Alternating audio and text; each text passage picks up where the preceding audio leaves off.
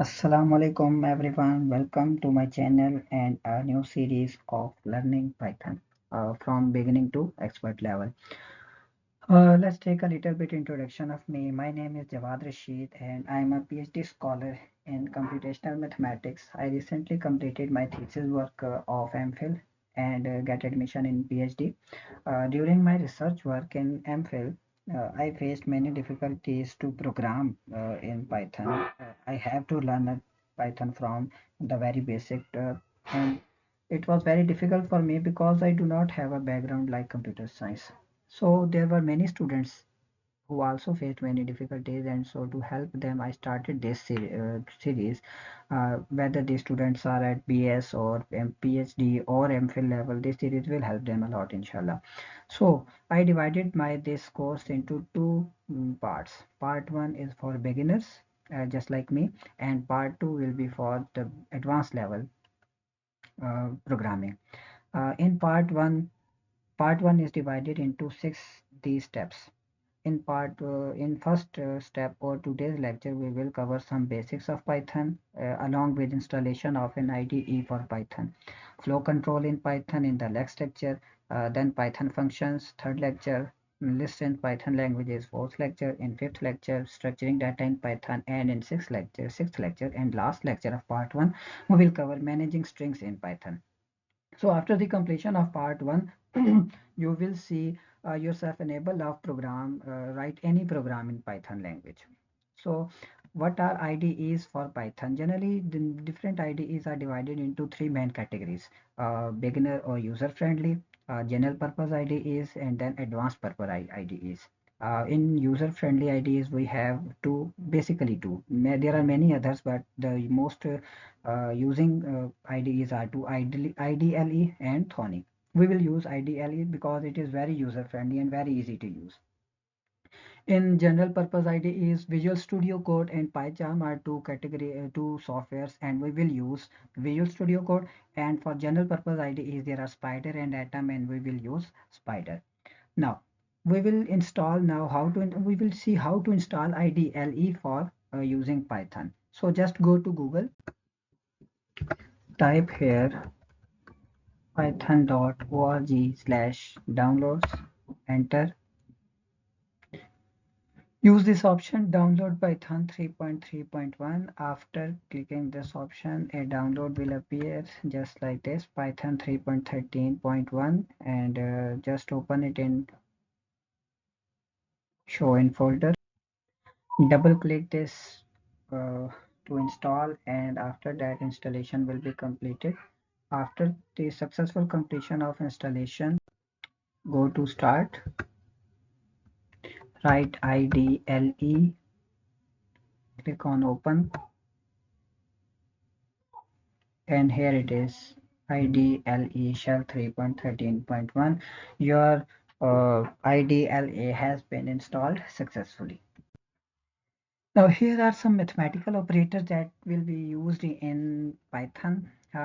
Very similar to other languages, just like addition is plus sign, it will be used for addition, minus for subtraction, static for multiplication, division, slash for division, double slash for integer division, percent sign for remainder, and double static sign for exponentiation. Now what is this integer division? For example, if I write here 6 divided by 2, what will the output? The output will be 3, since 6 divided by 2 is 3. But what if I write it as 5 divided by 2? But since we know that 5 divided by 2 is 2.5, but instead of 2.5, which is a float number, the Python will return us, when we use double slash, it will return the integer value, which is 2, the least integer value. It will subtract or neglect the decimal part. For example, when I write 11 over 3, what will be the output? The output will be 3. So this is integer division. Then the mod will return the value of remainder when we divide the dividend by the divisor. And exponentiation, just like a raised to the power b in Python, will be written as a double static b. So these are the some mathematical operators that are used in Python language. Now, what is precedence? If a single line in Python may contain two or more than two mathematical operators, then which operation will be performed first is called precedence. For example, I again write here an expression 5 into 6 minus 4 plus 3 divided by 2, and since this line contains 1, 2, 3, and 4 operations, so which operation will be evaluated first is called precedence.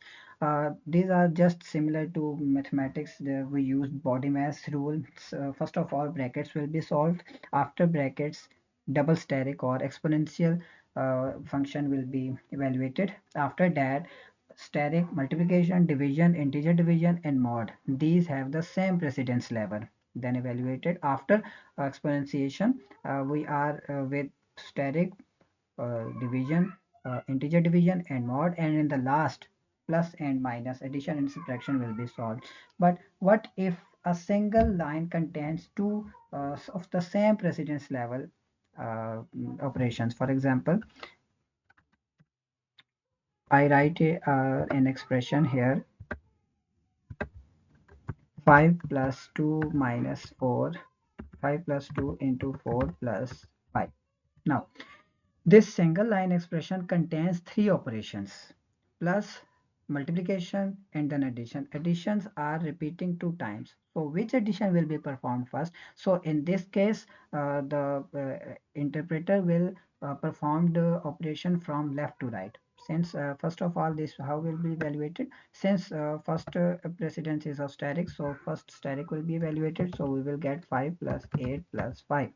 After that, the left operation 5 plus 8 will be evaluated, and we are left with 13 plus 5, and after then we will get an output of 18. So if one single line contains two or more than two operations of the same precedence level, then left to right operation will be performed. Just take a look at an example. This is an expression in which we are having two brackets, one exponential function, one and one multiplication, and then two addition and one subtraction. So how it will be evaluated by the Python? First of all, first bracket will be solved since it is leftmost bracket, but we are with two brackets. The second one bracket will not be evaluated first since it is at right. So 10 plus 1 is 11. First bracket will be evaluated, and then rest of the expression will remain the same. After then we are going to the second bracket, and in which we have three operations: addition, exponentiation, and subtraction. So exponentiation will be evaluated: 4 steric, double steric 2, which is 4 raised to the power 2, and which is 16. So after exponentiation, we are left with addition. So addition is performed. If subtraction was on the left, then subtraction will be performed first. But since we are having addition on the left side, so Python will add 6 and 16 first, and then subtract 22 and 20. And then in third last line, we are having two operations: subtraction and multiplication, but multiplication has higher precedence level than subtraction. So then multiplication will be performed, and in the last, the result will be minus 5. So here is a brief introduction of the precedence level in Python language. Then we are having three data types in Python: integer data type, floating point data type, and string data type. To store data in Python, generally we have three types of data: integer, which have uh, no floating point, no decimal part, just positive and negative number, or it can be zero. This type of data is called integer data type. Floating point data type, which may contain decimal point. For example, minus 1.26, minus 1.0, minus 2.2. It can be positive, negative, but must contain an integer part. And then the last, string data type. These are used to store strings, just like name or any other thing, just like a double b, cat, string, etc. Variables in Python. There are certain rules to use to name a variable in Python. The first rule: a variable can have a short name like x and y, or any more descriptive name, age, car name, total volume. There are no restriction to use any certain length of the variable name. It can be as short as one number, and can be many strings as well. Rules for Python variables are: a variable name must start with a letter or an underscore character. This is the first rule. You cannot use any other variable name which is not starting from an underscore or a letter. For example, 5 underscore Sam is cannot be named as a variable since it is not starting from a string or an underscore. However, underscore x can be used as a variable. Second rule, a variable name cannot start with a number, as I told earlier. A variable name can only contain alphanumeric characters and underscores. You have to use just three main categories. You can use alphabets, A to Z, you can use 0 to 9 digits, and underscore. No other thing can be, just like A static B is not the name of any variable, since special letters are not allowed. After that, variable names are case sensitive. Case sensitive means you have to uh, you have to use the same as variable name as you used earlier. Just like small age, then age and age are three different variables. In first and second name, just the capital A is different. But since variable name are case sensitive, so these indicates two different variables. A variable name cannot be any of the Python keywords. Just like this rule is well defined for any other language, not just in Python. A variable name cannot be of the Python keywords. Now, what are the Python keywords? Keywords are the special words that are used in Python to that perform some functions. Just like these values: return, none, global, else, break, true, non-local, if, except. So these are the list of the some Python keywords that we cannot use as a variable name. Validity of variable name, just like I have written here some examples. And in the first column, I have written some valid variable name. And in the second, invalid variable name. The first one is not a variable since it is using an hyphen and hyphen is not allowed. Second is also using an hyphen and spaces. Hyphen and spaces are not allowed. Then the third one is using starting from a constant number, which is not allowed. Again, in the fourth row, percent sign and dollar sign is not allowed since these are the special characters. And in the last, we cannot use stereo identification as special characters as a Python language. So these are the rules and valid names to use in Python language. How to you input, how to give take input and give output in Python. Uh, there are two functions.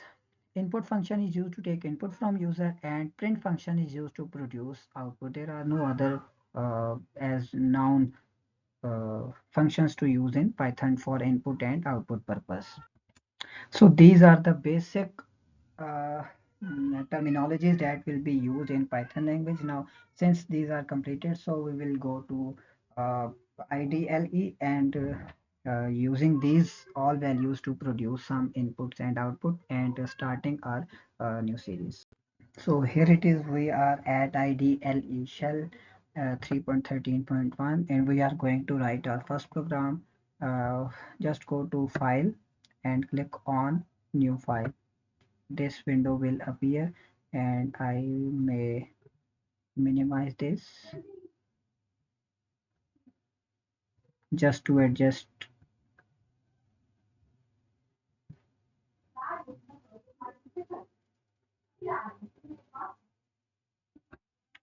So on the left hand side we have command window and on the right hand side we have a text file in which we can use which can be used to write our code. But on the right hand side we have a program command window which is used to produce output.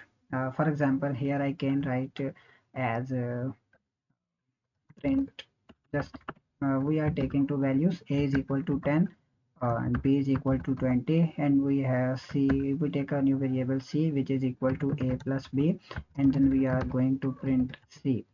To run this, we just click on run and run module, or we can simply press F5, which is saying that you have to save your file first. So I am saving my first file with the name first program. And so here it is the output. 30 is the output of C. If I change my program just as A minus B and then the output will be minus 10. So it is the text file that I used to write your program, and this is the program command window that will show the output of your program. So now we are going to take input from the user. Instead of using a value by itself, we have used input enter a number, enter a number. And so anything written in these columns must be printed as it is. So, but the number that is entered by the user must be an integer. So I initialize it as an integer. Now, what is B? Again, I take this number from user input and enter another number. And what we have to do is to print the sum of A and B. So I must write C is equal to A plus B. And now I just click print C.